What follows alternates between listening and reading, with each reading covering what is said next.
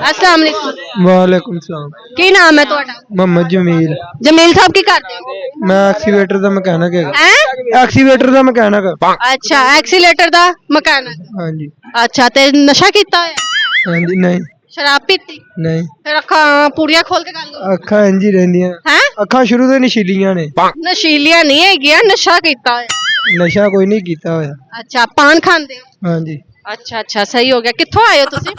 मैं चुंगी दुगाश तो। ते इत्थे की लेन आ गए हो? हैं? इत्थे की लेन आए हो? इत्थे मुंडे नु मिलना आया नाल कोई। मिल लिता?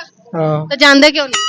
चले बस तानू वेख के खलो गए की तमाशा लाया है बस। मैं हद हो गई ते तुसी ना वेखो तमाशा ना मैं लाओ।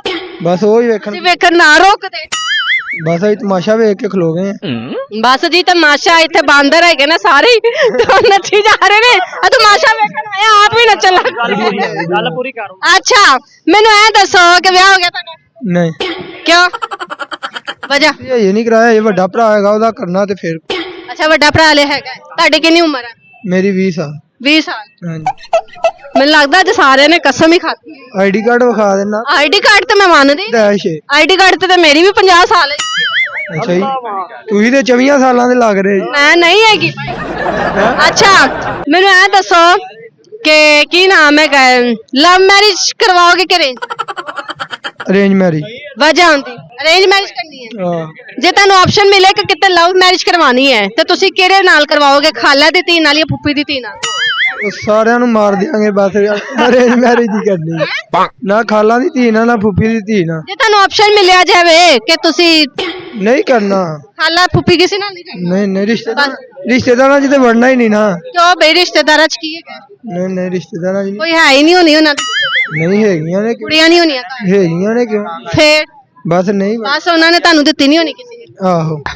ਉਹਨਾਂ ਨੇ ਪਹਿਲੇ ਹੀ ਮਨਾ ਕਰਤਾ ਸਾਨੂੰ ਮੁੰਡਾ ਹੀ ਨਹੀਂ ਪਸੰਦ ਹੈਗਾ ਸੀ। ਆਹੋ।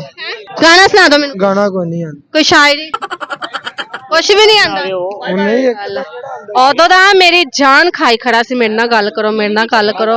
ਹੁਣ ਨਾ ਕਹਿੰਦਾ ਕਿ ਮੈਂ ਗਾਣਾ ਨਹੀਂ ਸੁਣਾ। ਗਾਣਾ ਨਹੀਂ ਆਉਂਦਾ। ਕੋਈ ਸ਼ਾਇਰੀ ਮੈਨੂੰ ਐਂ ਦੱਸੋ ਕਿ ਜਿਹੜੀ ਲਵ ਮੈਰਿਜ ਹੁੰਦੀ ਹੈ ਉਹਦੇ ਵਿੱਚ ਕੀ ਫਰਕ ਹੈ ਤੇ ਅਰੇਂਜ ਮੈਰਿਜ ਵਿੱਚ ਕੀ ਫਰਕ ਹੈ? ਲਵ ਮੈਰਿਜ ਤੇ ਅਰੇਂਜ ਮੈਰਿਜ। ਅਰੇਂਜ ਮੈਰਿਜ ਤੁਸੀਂ ਕਹਿ ਰਹੇ ਹੋ ਨਾ ਕਿ ਮੈਂ ਕਰਵਾਣੀ ਹੈ ਤੁਹਾਨੂੰ ਕਿਸ ਹਿਸਾਬ ਨਾਲ ਸਹੀ ਲੱਗਦੀ? ਤੁਸੀਂ ਮੇਰੇ ਸਿਰ ਤੇ ਆ ਕੇ ਜ਼ਰੂਰ ਖੰਗਣਾ ਹੈਗਾ। ਕੀ ਵੇਖ ਕੇ ਤੁਸੀਂ ਕਹਿ ਰਹੇ ਹੋ ਅਰੇਂਜ ਮੈਰਿਜ? ਅਰੇਂਜ ਮੈਰਿਜ ਸਹੀ ਹੈ। ਮਾਪਿਓ ਦੀ ਮਰਜ਼ੀ ਨਾਲ ਜਿਵੇਂ ਮਾਪਿਓ ਕਹਿੰਦਾ ਉਵੇਂ ਕਰਨਾ। ਭਾਈ ਮਾਪਿਓ ਨੇ ਇਹਨੂੰ ਸਬਕ ਸਿਖਾ ਕੇ ਪੜਾਇਆ ਕਿ ਭੇਜਿਆ ਹੈਗਾ ਪੁੱਤਰ ਤੂੰ ਇਹ ਗੱਲ ਕਰ।